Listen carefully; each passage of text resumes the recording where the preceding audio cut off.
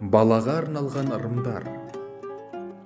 Ертеде данышпан әулие бабаларымыз нәресте анасының омырауын тас қылып ұстап емсе, онда ол шық бермес сараң болады.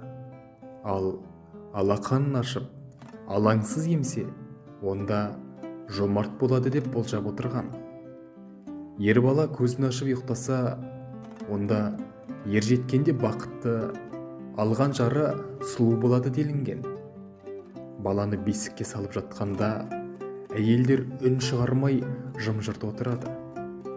Сөйлеп қойса, бала жылауық, есейгенде өсекші болады деп ырымдаған.